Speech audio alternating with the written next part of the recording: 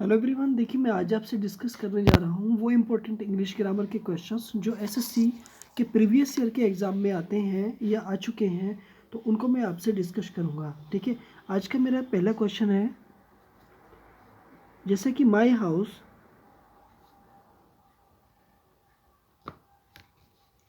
Is adjacent dash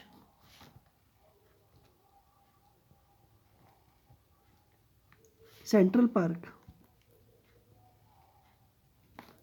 okay ना, ठीक है। तो देखिए देखिए यहाँ पे ना कौन सा वर्ड एक तरह से यूज़ होगा, यानी कि एक प्रीपोजिशन का यूज़ करना है, और वो प्रीपोजिशन कौन सी आएगी। तो देखो जनरली मैं जानता हूँ कि देखिए एडजेसेंट के बाद जो प्रीपोजिशन आएगा ना वो आपका टू आएगा। ओके, तो एडजेसेंट के बाद जो प्रीपोजिशन आएगा वो टू आएगा। ठीक है, देखो यहाँ पर सब्जेक्ट कौन हुआ आपका, माई हाउस के बाद क्या आ रहा है, इज आ रहा है। क्यों? क्योंकि सिंगुलर है, माई हाउस के अकॉर्डिंग आ रहा है। और एडजेसेंट का मीनिंग होता है निकट होना किसी चीज़ के। तो सेंट्रल पार्क जो है ना, यानी केंद्रीय पार्क के बिल्कुल क्या है, करीब है। कुछ इंपॉर्टेंट फैक्ट यहाँ पर याद रखेंगे। देखो विद भी एक प्रीपोजिशन है जो साथ के सेंस में आती है, जो साथ के सेंस में आती है, यानी कि जैसे आप किसी के साथ जा रहे हैं ना, तो वहाँ पे आपको विद का यूज़ करना होगा, आपको वहाँ पे विद का यूज़ करना होगा, राइट। ठीक है, तो इसी तरीके से विद का इस्तेमाल करने के लिए आप साथ का, ठीक है, इसके साथ में जैसे अगला जैसे ऑफ है, ठीक है, तो ये क्या होता है, मतलब काकी के सेंस में आता है ना। और ये क्या करता है, रिलेशन बताता है किसी से, नॉन लिविंग चीज़ से या लिविंग चीज़ से। उसके बाद फ्रॉम, देखिए फ्रॉम का मीनिंग क्या होता है, एक तरह से होता है ना।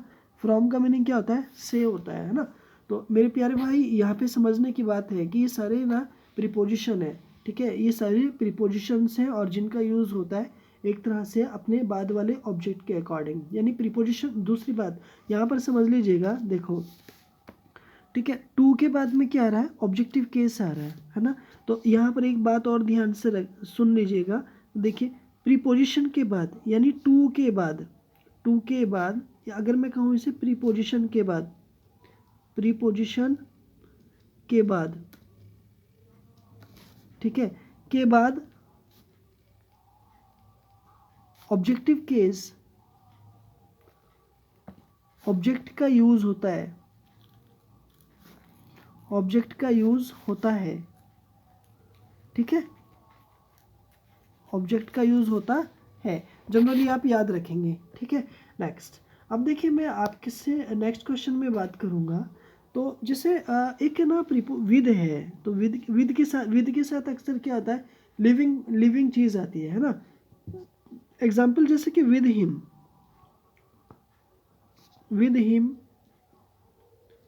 या with her.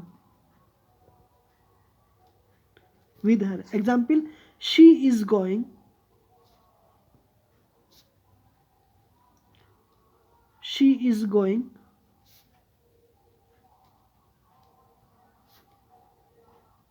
With her mother. Okay, तो देखो विद विद क्या हो गया, प्रीपोजिशन, और विद के बाद क्या आ रहा है, ऑब्जेक्ट आ रहा है। विद के बाद क्या आ रहा है, ऑब्जेक्ट आ रहा है, जो एक तरह से लिविंग प्राणी है, ठीक है। जैसे आई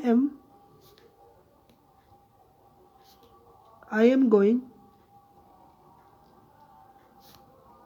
विद माई ब्रदर।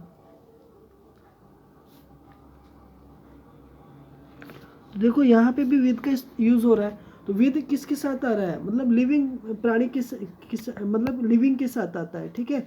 जैसे नेक्स्ट, ठीक है, rule number first, second and third. Generally मैं आपसे यहाँ बात करूँगा, ठीक है।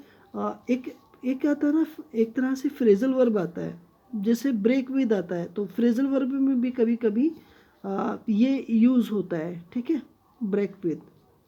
तो ब्रेक विद एक तरह से आता है ना, तो ब्रेक विद का मीनिंग होता है एक तरह से झगड़ा करना,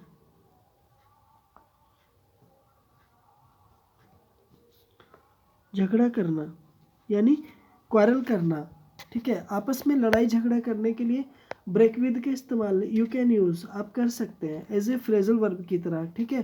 तो देखो ब्रेक, ठीक है, एग्जाम्पल जैसे कि, ठीक है, डोंट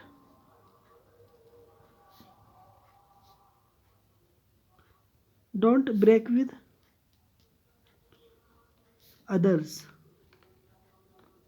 है ना, मतलब दूसरों से ना झगड़ा मत करिएगा। Break with is the way की फर्स्ट फॉर्म, ओके। तो वे की फर्स्ट फॉर्म क्यों, क्योंकि जनरली सेंटेंस कैसा है, इम्पेरेटिव है। तो आपका ये सेंटेंस क्या हुआ, बिल्कुल ठीक हो गया, राइट ना।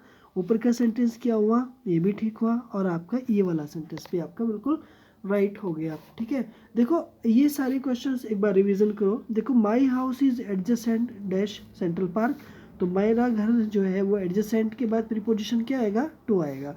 देखो विद प्रीपोजिशन है जो साथ के सेंस में आता है, ऑफ का के सेंस में आता है, फ्रॉम से के सेंस में आता है, टू के बाद यानी प्रीपोजिशन के बाद ऑब्जेक्ट का यूज होता है, जैसे with him, with her. She is going with her mother और I am going with my brother, दोनों सेंटेंस ठीक है। Her mother objective case, my brother objective case, दोनों विद के बाद आ रहे हैं, ठीक है। देखो ब्रेक विद का मीनिंग होता है झगड़ा करना, डोंट ब्रेक विद अदर्स, ठीक है।